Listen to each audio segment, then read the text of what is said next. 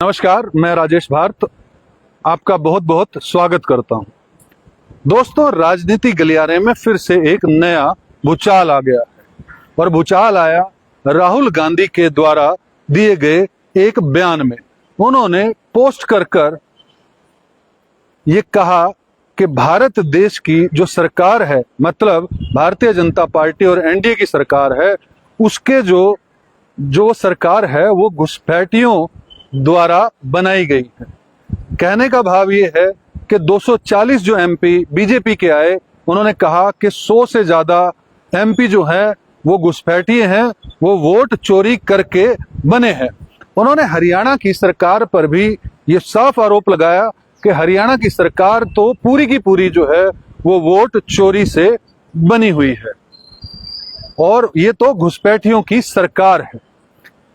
जैसे ही ये बयान आता है तो हरियाणा के ऊर्जा व परिवहन मंत्री अनिल विज जो है वो बौखला जाते हैं और वो अब मीडिया के सामने ये बात कह रहे हैं कि राहुल गांधी का दिमागी स्तर जो है वो हिल गया है और राहुल गांधी के इस बयान को लेकर जो है वो विधानसभा में निंदा प्रस्ताव जो है वो जल्द लेकर आएंगे। ये बात बिल्कुल ठीक है कि हर व्यक्ति को अपनी बात कहने का अधिकार है। राहुल गांधी ने जिस तरह से, क्योंकि बंगाल चोरी पर भी उन्होंने कमेंट में कहा कि भारतीय जनता पार्टी की सरकार तो पूरी की पूरी सरकार ही चुरा लेती है। इशारा था बंगाल चुनावों को लेकर कि बंगाल चुनावों में जिस तरह से चुनाव करवाए गए, जिस तरह से फोर्सेस तैनात की गई, जिस तरह से वहां पर माइक्रो ऑब्जर्वर लगाए गए, जिस तरह से वहां पर नियंत्रण करके चुनाव करवाया गया, वो पूरी की पूरी वोट चोरी करके बनाई गई सरकार है, ऐसा राहुल गांधी कह रहे हैं।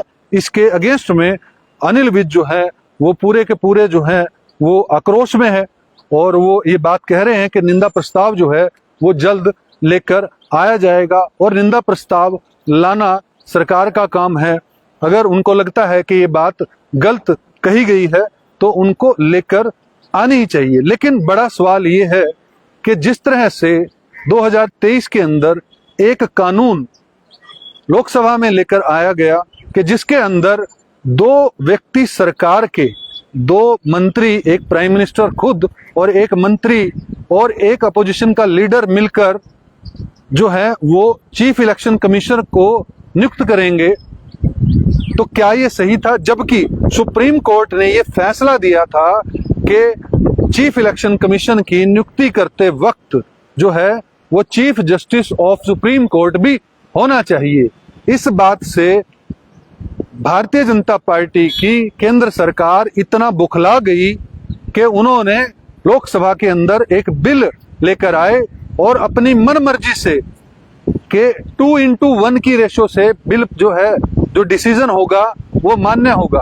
अब अगर हम बात करें तो क्या ये सही है कि दो सरकार के मंत्री हों जो वोट नेचुरली अपने पक्ष के लोगों के व्यक्ति के बारे में देंगे और एक विपक्ष का हो? दो एक से अगर कोई भी व्यक्ति चुना जाएगा तो क्या वो निष्पक्ष होगा? ये बहुत बड़ा सवाल है और इसको लेकर विपक्ष बार बार जो है वो कह भी रहा है। जिस तरह से पश्चिम बंगाल के अंदर 2.5 से 3 लाख पैरामिलिट्री फोर्सेस जो हैं वो तैनात की गई, जिस तरह से चप्पे चप्पे पर जो है वो वहां पर फोर्सेस तैनात की गई, जिस तरह से माइक्रो ऑब्जर्वर वहां पर तैनात किए गए और उनसे डाटा जो है वो बनवाया गया, क्या निष्पक्ष चुनाव पश्चिम बंगाल में हुए? बड़ा सवाल ये है क्या हरियाणा के अंदर भी निष्पक्ष जो है चुनाव हुए थे? क्योंकि अगर बैलेट पेपर की बात माने, मतलब कहें कि सरकारी अधिकारियों की बात माने, तो 95% वोट जो है वो कांग्रेस को पड़े थे। और अगर हम सिर्फ और सिर्फ बात करें कि अगर कुरुक्षेत्र जहां से सीएम सिटी है, अगर वहां पर बात करें तो लाडवा को छोड़कर सारी की सारी सीट है वो भाजपा हार गई थी। केंद्रीय मंत्री मनोहर लाल की लोकसभा सीट से 9 की 9 सीटें जो हैं वो भाजपा ने जीती थी और 5 दिन पहले केंद्रीय मंत्री यहां पर आकर बैठ गए थे। और सबसे बड़ा सवाल कि वोट डलने के बाद ईवीएम मशीन जो है बंद होने के बाद जो वोट परसेंटेज आया था वो ठीक रात को 11 बजे फिर से 2% बढ़ाया, और जब चुनाव नतीजे आने थे तो फिर से 5% बढ़ाया गया। ये बात मैं ऑन रिकॉर्ड बात कर रहा हूं। कोई भी व्यक्ति जो डीपीआरओ की मेल आती है उसको उस तारीख को चेक कर सकता है। एग्जैक्ट मुझे पता नहीं 2 दिन पहले या 3 दिन पहले, लेकिन चुनाव नतीजे आने से 2-4 दिन पहले जो है करनाल के डीसी उत्तम सिंह की एक मेल ब्लैक एंड व्हाइट में पड़ी होगी, जिसके अंदर 5%, अंदाजा है मेरा कि 5% के आसपास वोट फिर से बढ़े थे। ऐसा कैसे संभव हो सकता है कि जब काउंटिंग हो गई हो, जब जो प्रेसिडिंग ऑफिसर है उसने साइन कर दिए हो कि इतने वोट जो हैं वो डले हैं, और उसके बाद वोट परसेंटेज जो है वो कैसे बढ़ सकता है? ये कई सवाल मेरे मन में है, आम जनता के मन में भी होंगे।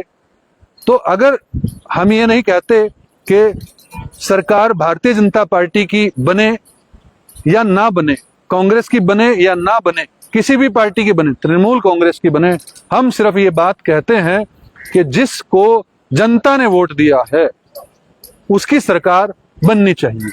फिलहाल राहुल गांधी के इस बयान से जो है वो राजनीति में भूचाल जो है जरूर आएगा और आना संभव भी है, उस पर काउंटर अटैक्स भी होंगे, लेकिन उसकी बात में कितनी सच्चाई है, अगर सच्चाई लगती है तो भारतीय जनता पार्टी को चाहिए कि सबसे पहले तो 7, 8, 10 लोग जो है वो मिलकर, चाहे chief justice of supreme court हो और भी कुछ एमपीज ले लें, 8-10 अलग अलग डिपार्टमेंट ले लें, और तब जो है वो मिलकर चीफ इलेक्शन कमीशन को चुने और निष्पक्षता से दूसरा काम करें। खुद हल्फनामा केंद्र सरकार दे दे कि अब से जो भी चुनाव होगा उसके अंदर ईवीएम की जो पर्ची निकलेगी, वीवीपैट जिसको बोलते हैं, उसके ऊपर साइन या अंगूठा जो है वोटर लगा पाएगा, उसकी अलग गिनती होगी, उसकी अलग गिनती होगी, नतीजे 10 दिन बाद आ जाएंगे, कोई परवाह नहीं करती। लेकिन जब जनता के मन में डाउट हो चुका है कहीं ना कहीं कि निष्पक्ष नहीं हो रहे चुनाव, तो इस तरह के अगर हल्फनामा खुद केंद्र सरकार क्यों नहीं देती, लेकिन केंद्र सरकार ये तो कर सकती है कि पीआईएल जो है वो बिल्कुल पुरानी हो चुकी है, और उसको केंद्र सरकार में ये जरूर लिख के दे सकते हैं उनके वकील कि पीआईएल को खत्म कर देना चाहिए। मतलब जनता को जो भी जवाबदेही हो या जनता के पक्ष में जो भी बात बनती हो उसे खत्म कर देना चाहिए। चुनाव हमारे तरीके से करवा लो, जीत तो हम जाएंगे। इस बारे में आपका क्या कहना है हमें कमेंट के माध्यम से जरूर बताइएगा। और मुझे ना कांग्रेस का एजेंट बनना है, ना बीजेपी का बनना है, ना किसी और पार्टी का। मैं निष्पक्षता से बात रख रहा हूं। आपको कैसी लगी जरूर बताइएगा। वीडियो को लाइक और शेयर कीजिएगा, चैनल को सब्सक्राइब कीजिएगा। जय हिंद, जय भारत।